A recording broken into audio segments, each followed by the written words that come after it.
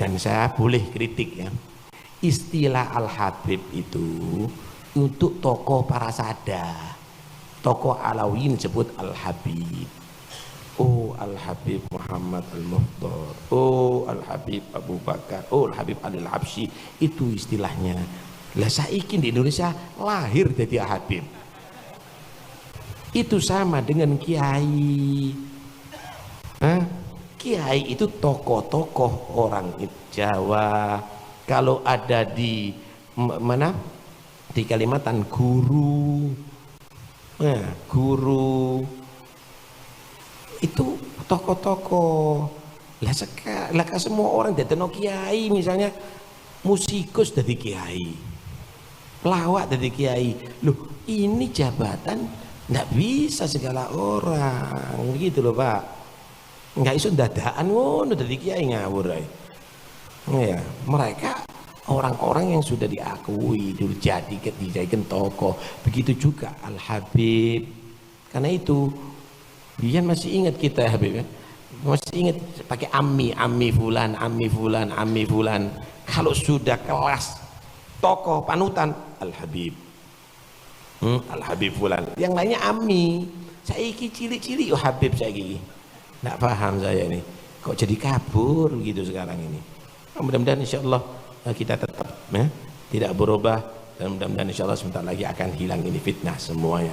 Kita lawan kebodohan dengan ilmiah, insya Allah akan kembali lagi seperti semula. Masalah tesisnya Imaduddin itu gak ada tesis. Kalau ada tesis dia mesti berani ketemu. Ternyata dia kan kabur terus. Al-Kaburi, Imad Al-Kaburi, tesis gak ada. Dan nasabnya Sadah Ba'alawi itu sahih, itu berdasarkan ijma ulama. Dan Wali Songo itu juga Ba'alawi. Ba'alawi itu udah dua, ada Sayyid, ada Habib. Nah, dulu yang datang berdakwah ke sini itu rumpun Ba'alawi. Jadi pada abad ke-6 Hijriah ada konflik di Yaman. Negeri Yaman diserbu oleh Ayyubiyin. Oleh Ayyubiyin ini anak cucunya Sultan Salahuddin Al-Ayyubi. Akhirnya banyak meninggal, sampai Sadah itu Sayyid Ba'alawi yang habis. Sejak itu yang musnah itu dua marga. Marga Bani Jadid. Kan Sayyid Alawi bin Ubaidillah itu anaknya kan ada tiga kan. Sayyid Alawi bin Ubaidillah. Kan ada Basri, ada Jadid. Basri sama Jadid ini, terus Alawi. Yang Bani Basri, Bani Jadid itu musnah karena terbunuh semua. Kecuali seorang perempuan yang meninggal terakhir abad ke-7, musnah waktu itu. Akhirnya banyak orang-orang Tarim Hadramut lari, termasuk yang lari Sayyid Abdul Malik bin Alawi bin Muhammad Shahib Mirbat, lari ke India, hijrah ke India. Kemudian lalu di India punya anak namanya, karena orangnya bagus ya, orangnya bagus dihormati, punya anak namanya Sayyid Abdullah Al-Madkhan. Lalu Abdullah ini punya anak lagi Ahmad Shah Jalal. Ahmad Shah Jalal ini punya anak lagi Jamaluddin Al-Husain. Nah, Jamaluddin Al-Husain ini yang menjadi datuknya Wali Songo. Karena para dai, ulama di Indonesia, di Nusantara rata-rata cucunya Sayyid Jamaluddin Al-Husain. Beliau ini yang datang ke Campa menikah, kemudian sama anak cucunya berdakwah ke Aceh. Lalu anak cucunya disebar, lalu beliau juga melanjutkan dakwahnya dan meninggal di Wajo di Sulawesi. Itu Ba'alawi itu. Lalu kemudian pada abad ke berapa ya, beberapa ratus tahun kemudian kalangan habaib ke sini. Yang pertama kali datang itu dari klan Basyaiban. Kemudian habib-habib yang lain ke sini. Itu nasabnya sahih. Dan gak ada yang namanya tesis. Mengapa terjadi seperti itu? Akhir zaman ini dosa besar semakin bermunculan, termasuk membatalkan nasab. Rasulullah SAW bersabda dalam Sahih Muslim, "Ithnani finnas fihima kufrun." Dua perkara pada manusia, dua perkara ini mengandung kekufuran. Apa? At-ta'nu fil ansab, mencela nasab. Mencela nasab itu membatalkan nasab. Memang sudah ada. Apa yang disabdakan oleh Rasulullah pasti terjadi. Ya contohnya ini. Di masa kekinian Allah telah membukakan pintu-pintu ilmiah, baik dari manuskrip yang kemudian ketemu dan juga data-data penelitian dari tes YDNA. Dari tes YDNA, alhamdulillah terbukti bahwasanya meskipun wajah kami tidak terlalu ngarap, tapi alhamdulillah beberapa zuriat Wali Songo atau Wali Nusantara yang sudah dites, alhamdulillah masih ketemu kode mutasi genetik yang bersambung kepada Alul Bait Nabi.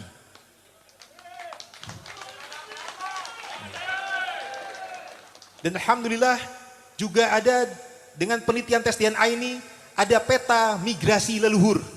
Ternyata peta migrasi leluhur kita tidak dari Yaman. Dalam tes DNA itu terdeteksi bahwasanya leluhur kita itu berasal dari Hijaz, Arab Saudi, pindah ke Irak, dan Iran, kemudian pindah ke Asia Tengah, yakni Uzbekistan, lantas pindah ke Asia Selatan, lantas India, Pakistan, lantas pindah ke Asia Timur dan Asia Tenggara Nusantara. Ternyata tanpa melalui Yaman sama sekali untuk wali-wali Nusantara. Andai kata lewat Yaman, semestinya ada 9 generasi di versi tersebut yang tercatat dalam beberapa versi silsilah. Namun nyatanya tidak. Konon katanya para wali Nusantara termasuk Mbah Soleh Semendi, termasuk Sunan Gunung Jati, Hasanuddin Banten, konon adalah keturunan daripada Abdul Malik, konon adalah keturunan daripada Ahmad Al-Muhajir yang berputra Ubaidillah, yang berputra Alwi, yang berputra Muhammad, yang berputra Alwi, yang berputra Ali Koli Kosam, yang berputra Muhammad Soib Mirbat, yang berputra Alwi Abdul Fagih, dan berputra Abdul Malik. 9 generasi ternyata tidak terbukti. Tidak ada satupun jejak dalam data tes DNA leluhur wali Nusantara ini berasal dari Yaman. Nah, ini ternyata sinkron dengan sejarah kita. Ketika kami meneliti sejarah, ternyata para wali Nusantara, sebagai misal Ayah Sunan Ampel, gelarnya adalah Ibrahim Asmarakandi, artinya dari Samarkand, Asia Tengah. Bukan Ibrahim Yamani, bukan Ibrahim Hadromi. Dan gelarnya juga Mahdum. Misalkan Sunan Bonang Mahdum Ibrahim, bukan Habib. Andai kata berasal dari Yaman, mestinya Mahdum Habib Ibrahim. Begitu pula Syarif Hidayatullah Sunan Mahdum Gunung Jati, bukan Habib Gunung Jati. Artinya wali Nusantara ini bukan berasal dari Yaman. Nah, kita ada pembelokan sejarah yang terjadi di masa lalu, yang kini sudah saatnya ini terbuka untuk kita sampaikan, untuk kita luruskan.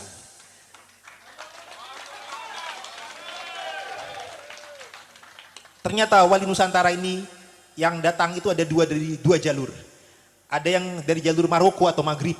Makanya ada para tokoh yang bergelar Maulana Maghribi. Bukan Maulana Yamani, bukan Maulana Hadrami. Dan yang tadi dari Samarkand adalah para keturunan Imam Hussein. Sedangkan yang dari Maghrib adalah para keturunan Imam Hasan. Nah, para keturunan Imam Hasan dan para Imam Hussein yang saling berkerabat dan saling menikah dan berketurunan daripada kedua jalur disebutnya Al-Hasanain. Dari jalur Maroko, ini adalah jalur keluarga Al-Jalani Al-Hasani. Dan dari jalur keluarga Uzbekistan atau Asia Tengah, itu adalah dari jalur Al-Bukhari, An-Naqawi, Al-Kazimi, Al-Husaini. Bukan Ba'alawi. Jadi apabila masih ada yang menyatakan bahwasanya wali Nusantara keturunan Asmat kan Ba'alawi, mohon maaf. Itu adalah distorsi dan pengkaburan sejarah dan silsilah yang sudah mulai saatnya kita revisi. Adapun untuk Mbah Syakaruddin, ternyata dalam silsilah yang kita temukan juga. Jadi penelitian kami juga mengkorroborasi dan mengkolaborasi data. Tidak hanya dengan data sepihak, tapi data-data berbagai daerah kami teliti dan perbandingkan. Ternyata di Pasuruan ini juga ada data berjudul manuskrip Podokaton. Dalam data manuskrip Podokaton ini, Mbah Syakaruddin ini tercatat dengan gelar Kiai Kebon Candi. Dan ayah beliau tercatat dengan gelar Segoro Puro Sepuh. Ini adalah alias daripada Mbah Soleh Semendi. Sedangkan Kiai Syakaruddin dicatat dengan gelar Kiai Kebon Candi. Dan ternyata Segoro Puro Sepuh ini bersaudara dengan Kiai Kanigoro yang merupakan alias daripada Soleh Semendi. Jadi ternyata data manuskrip Podokaton ini sendiri alhamdulillah sudah mulai terungkap. Mereka ini adalah kakak beradik, yakni Sulaiman Mojo Agung dengan Mbah Soleh Semendi. Dan mereka ini tercatat adalah anak daripada, kalau dalam data Kebon Candi, tercatatnya adalah anak daripada Sunan Cirebon ing Gunung Jati. Nah, berarti anaknya Sunan Gunung Jati. Tapi mohon maaf, ternyata setelah kita perbandingkan berdasarkan berbagai data, yang bergelar Sunan Gunung Jati ternyata lebih dari 1, bahkan ada 4. Demikian seperti Hamengkubuwono ada 1 sampai dengan 9. Sunan Giri juga ada lebih dari 1. Begitu pula Sunan Gunung Jati. Berdasarkan data Babat Kanoman, Babat Sumedang, Sunan Gunung Jati yang pertama adalah Syekh Datuk Kafi, yang nasabnya memang ke Al-Hasani. Beliaulah yang paling awal mendirikan pesantren atau semacam kasunanan di Gunung Jati. Itu adalah Syekh Datuk Kafi alias Syekh Idofi Mahdi. Beliau adalah Sunan Gunung Jati yang pertama. Sunan Gunung Jati kedua adalah menantu beliau, yakni Syarif Hidayatullah Sunan Mahdum Gunung Jati Al-Husaini. Jadi mertuanya Hasani, menantunya Husaini.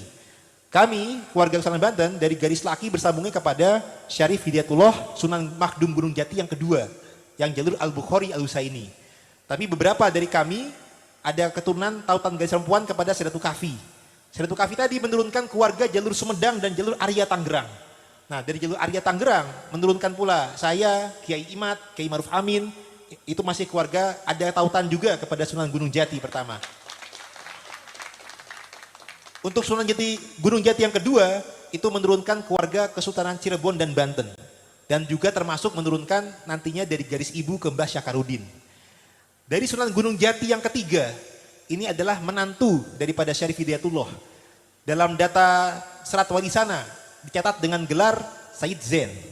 Kalau dalam data Tarikul Aulia Rembang, dicatat dengan gelar Abdul Qadir.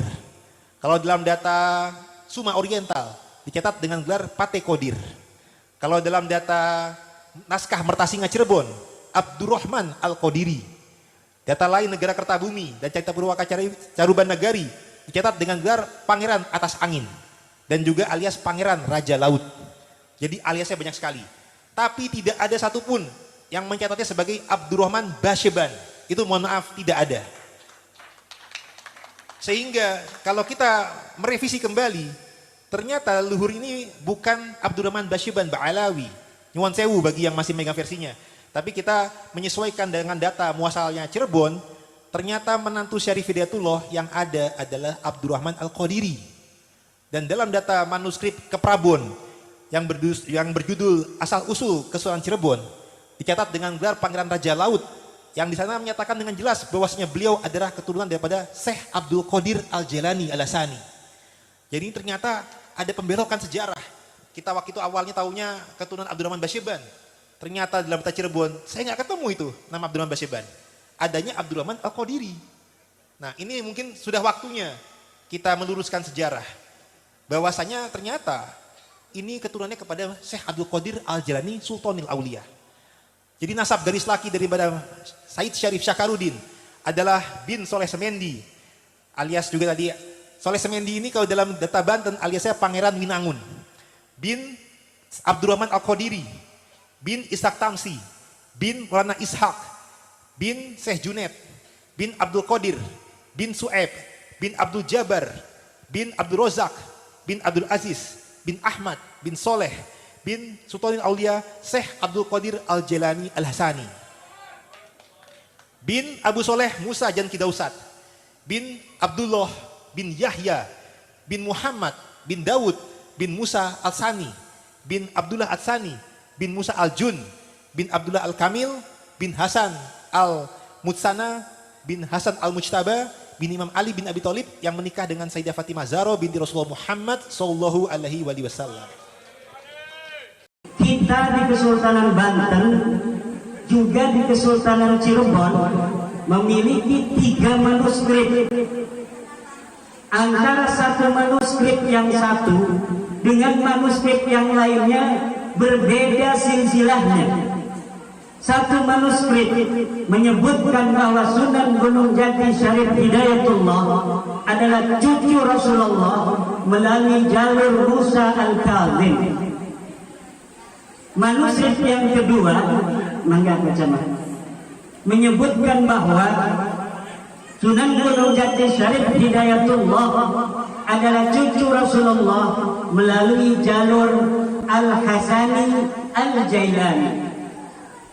Manuskrip yang ketiga bahwa Sunan Gunung Jati Syarif Hidayatullah adalah cucu Rasulullah dari jalur Abdullah bin Ahmad Al-Muhajir, sama dengan para habaib di Indonesia ini. Dan untuk jalur yang terakhir ini, setelah saya teliti dengan seksama dalam waktu yang seperlu-perlunya, maka diketemukan adanya keterputusan riwayat selama 550 tahun, di mana Abdullah atau Ubaidillah sebagai anak Ahmad al-Muhajir tidak dicatat oleh para ahli nasab yang sezaman dengan Ahmad bin Isa bahwa beliau punya anak yang namanya Ubaidillah. Kitab-kitab yang sezaman dengan Ahmad bin Isa menyebutkan bahwa Ahmad bin Isa hanya mempunyai 3 putra. Yang pertama adalah Muhammad, yang kedua adalah Ali, dan yang ketiga adalah Husain. Tidak ada anak yang bernama Ubaidillah seperti silsilah yang kita saksikan dari para habaib yang mengaku sebagai keturunan daripada Rasulullah Muhammad sallallahu alaihi wasallam. Baru pada tahun 895 Habib Ali As-Sakran menulis dalam kitabnya Al-Burqatul Musiqah bahwa leluhur mereka yang bernama Ubaidullah adalah keturunan daripada Rasulullah Muhammad sallallahu alaihi wasallam. Jadi sejak wafatnya Ahmad bin Isa 345 Hijriah sampai tahun 895 Hijriah tidak ada satu manuskrip pun yang menyebutkan bahwa Ubaidullah adalah keturunan daripada Rasulullah Muhammad sallallahu alaihi wasallam. Maka secara ilmiah nasab-nasab mereka ini adalah nasab yang munqati', nasab yang terputus. Bisa dikatakan nasabun maudhu'un, bisa disebut nasabun dha'ifun jiddan, bisa juga disebut nasabun batilun ghairu sahihin. Sangat sulit secara ilmiah untuk dikatakan bahwa mereka adalah merupakan zuriyah dari para Rasulullah Muhammad sallallahu alaihi wasallam. Kalau Sunan Gunung Jati, Sunan Ampel, Sunan Giri dan yang lainnya, satu data ini terbantahkan, masih ada 2 manuskrip tua yang menyatakan bahwa mereka adalah merupakan zuriyat daripada Rasulullah Muhammad sallallahu alaihi wasallam. Kenapa sampai saya alumni At-Tahiriyah, murid daripada ayahanda Tubagus Hasri Tahir, yang ayahanda Tubagus Hasri Tahir sendiri mempunyai sanad silsilah kepada Abdullah, kepada Ubaidillah bin Ahmad. Ini saya menelitinya. Bukankah ini akan berbahaya bagi nasab abah? Tidak, saudara. Karena nasab abah kepada Sunan Gunung Jati adalah sahih, muttafaq alaih, sementara nasab Sunan Gunung Jati kepada Rasulullah adalah mukhtalafun fihi baina salasi riwayatin, yaitu riwayat manuskrip Cirebon yang menyatakan bahwa Sunan Gunung Jati adalah merupakan turunan Musa Al-Kadzim. Manuskrip yang kedua yang menyatakan bahwa Sunan Gunung Jati Syarif Hidayatullah adalah merupakan turunan daripada Al-Hasani Al-Jailani. Jadi kalau umpamanya satu silsilah ini telah diteliti bahwa ini gagal secara ilmiah, maka masih ada 30 tambah 30%, 60% lebih bisa dinyatakan bahwa para wali songo ini adalah sebagai keturunan daripada Rasulullah Muhammad sallallahu alaihi wasallam. Kenapa saya sampai ke puntang-puntang meneliti? Karena saya melihat antara pengakuan dari fenomena pengakuan orang yang setiap dalam kesempatan mengaku sebagai cucu dari para Rasulullah. Di dalam tubuhku ada darah Rasulullah. Sementara akhlak mereka jauh panggang daripada api dengan akhlak Rasulullah Muhammad sallallahu alaihi wasallam. Para sunan dari Wali Songo menyebarkan agama Islam datang. Mereka melebur bersama pribumi, berasimilasi, mengadakan akulturasi dengan masyarakat setempat, sehingga tidak ada beda antara dia pendatang dari keluarga Wali Songo dengan masyarakat pribumi sendiri. Sehingga Islam menyebar di tanah Indonesia ini sejak tahun 1400 sampai 1800, aminatan mutmainnah, aman dan tentram. Tidak ada merasa satu suku lebih tinggi daripada suku lainnya. Tidak ada orang yang merasa satu ras lebih tinggi daripada ras lainnya. Tapi semenjak kedatangan orang-orang yang selalu mengeksploitasi nasab, yang selalu mengadakan kapitalisasi nasab mereka kepada umat, ini mulai terjadi pengkotak-kotakan di dalam kemanusiaan kita, sehingga ada manusia-manusia mulia yang hanya dengan darahnya, dan ada manusia-manusia yang hina-hina hanya dengan darahnya. Sementara agama kita, agama Islam, menjadikan kemuliaan itu bukan kepada darah. Kemuliaan itu adalah kemuliaan takwa. Tinggi derajat adalah ilmu. Siapa orang yang mau tinggi pangkatnya, maka dia harus berilmu. Siapa orang yang pengen jadi orang yang lebih mulia dari yang lainnya, maka dia harus bertakwa. Ini adalah ajaran Islam.